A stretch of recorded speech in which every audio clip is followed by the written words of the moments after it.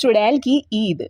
रमजान के पाक महीने चल रहे होते हैं। सभी लोग ईद की तैयारियों में लगे होते हैं। ईद आने से 2 दिन पहले से सभी लोग अपने घरों में ईद की तैयारी करते हैं और रात को सो जाते हैं। तभी रात को एक चुड़ैल उड़ती हुई उस गांव में आती है और हंसते हुए बोलती है, हा हा हा, ये बेवकूफ गांव वाले कितने खुश हैं।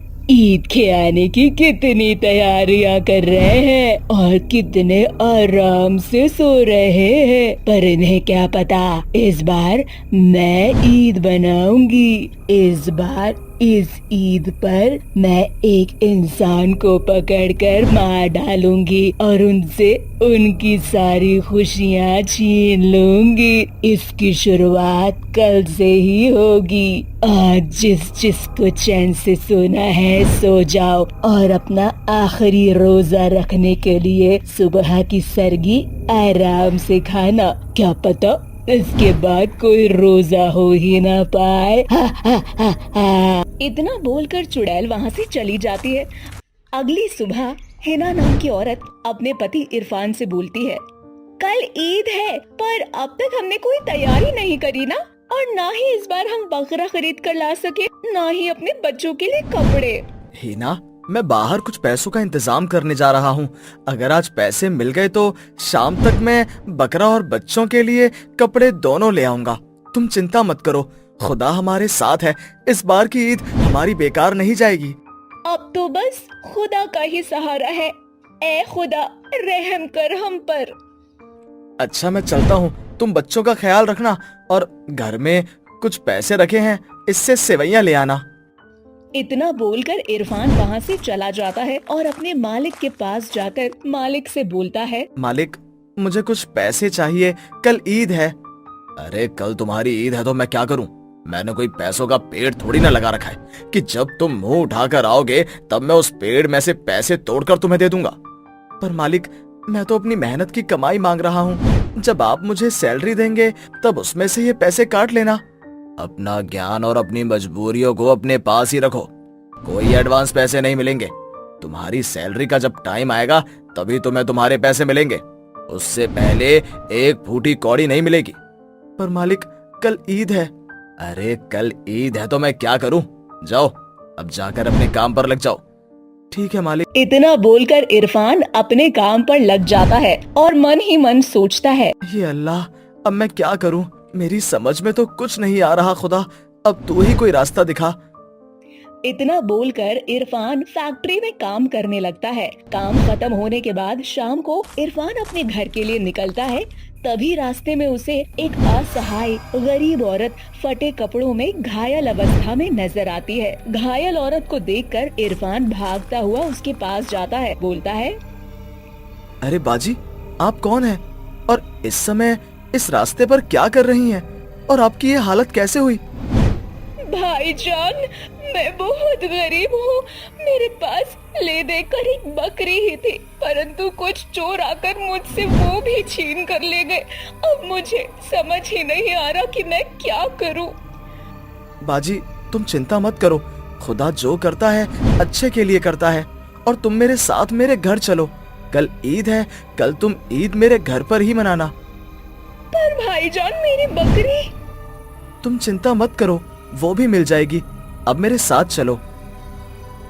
इतना बोलकर इरफान अनजाने में उस चुड़ैल को कल की ईद के लिए इनवाइट कर देता है और उसे अपने साथ चलने को कहता है। अब इरफान आगे आगे चलता है और चुड़ैल अपना असली रूप लेकर इरफान के पीछे पीछे चलने लगती है और मन ही मन खुद से बोलती है, मूर्ख इंसान, आया बड़ा मेरी सहायता करने वाला। मुझे खुद ईद में बुलाया है। अब कल मैं मनाऊंगी ईद। इन सभी गाँव वालों को अपनी तलवार से मारकर इनके छोटे छोटे टुकड़े करके खाऊंगी। बड़ा मजा आएगा कल ईद मनाने में। इसी तरह से इरफान चुड़ैल के साथ अपने घर पहुंच जाता है, जहां इरफान के साथ उस औरत को देख हिना इरफान को अकेले में ले जाकर उससे बोलती है, ये सब कुछ क्या है? आप अपने साथ किसे उठा कर लाए? मैंने आपको बोला था पैसे लेकर आने या फिर बकरी, ताकि कल हम ईद मना सके, और आप इस गरीब लाचार औरत को उठा कर लेके आए। हिना, ये बेचारी भी हमारी तरह गरीब है, ये भी ईद मनाना चाहती है। इसके आगे पीछे इस दुनिया में कोई नहीं है। इसके पास केवल एक बकरी थी, परंतु कुछ चोर ने उससे उसकी बकरी भी छीन ली। अब हम एक गरीब अगर दूसरे गरीब की सहायता नहीं करेंगे तो खुदा हमारी कभी सहायता नहीं करेगा। हिना, सब कुछ खुदा पर छोड़ दो। पर इरफान जी। इरफान के बोलने पर हिना उस औरत को अपने घर में रहने के लिए जगह दे देती है। अब सभी लोग रात में सो जाते हैं। वो लोग जब सो रहे होते हैं तभी हिना के कानों में एक आवाज सुनाई देती है। हिना, तुम्हारे पति ने मुझे ईद पर बुलाया है, क्या तुम मुझे मेरी ईदी नहीं दोगी? आवाज सुनते ही हिना की आँख खुल जाती है और वो बोलती है, कौन है? हिना की आवाज सुनकर अब इरफान भी उठ जाता है और हिना से बोलता है, क्या हुआ हिना, किससे बात कर रही हो? यहाँ कोई है। मैंने अभी किसी औरत की आवाज सुनी तो वो मुझसे ईदी मांग रही थी। ये सब कुछ तुम्हारा वहम होगा। तुम कुछ दिनों से बहुत परेशान हो ईद को लेकर। इस वजह से तुम्हें कोई बुरा सपना आया होगा। अब सो जाओ। हो सकता है। इतना बोलकर हिना सो जाती है। कुछ देर बाद वही आवाज इरफान को सुनाई देती है। भाईजान, कल ईद पर तुमने मुझे बुलाया है तो तुम सभी गांव वालों के साथ मिलकर मुझे ईदी तुम दोगे ना? देखो, बिना ईदी लिए मैं कहीं नहीं जाने वाली। ये आवाज सुनकर इरफान की भी आँख खुल जाती है।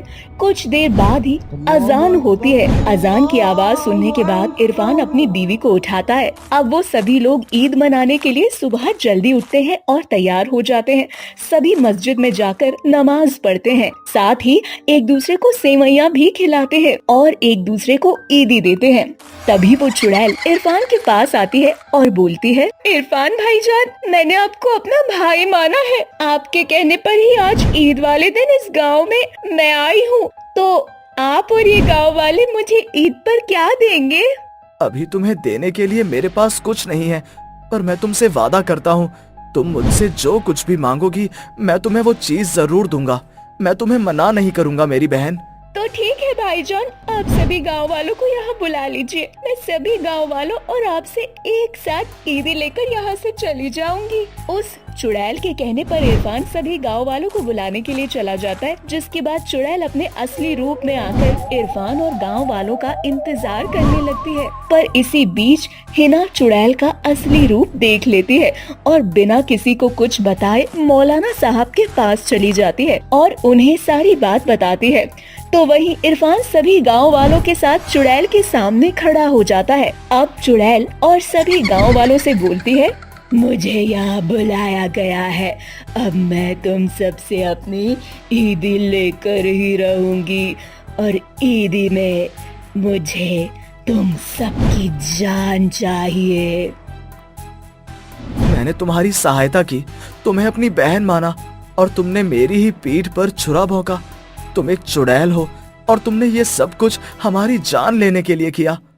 हाँ हूँ मैं एक चुड़ैल और यहाँ मैं तुम सब लोगों की बलि चढ़ाने आई हूँ। अब मेरे हाथों से कोई नहीं बच सकता, तो तुम सब लोग मरने के लिए तैयार हो जाओ। तभी वहाँ हिना मौलाना साहब को लेकर आ जाती है, जिसके बाद मौलाना साहब कुछ मंत्र पढ़ते हैं और चुड़ैल के ऊपर फूंक मारते हैं, जिसके बाद वो चुड़ैल कमजोर पड़ जाती है और नीचे जमीन पर गिर जाती है। उसके बाद मौलाना साहब उसके ऊपर मस्जिद के अंदर से पवित्र राख रख कर आते हैं और उसके ऊपर डाल देते हैं।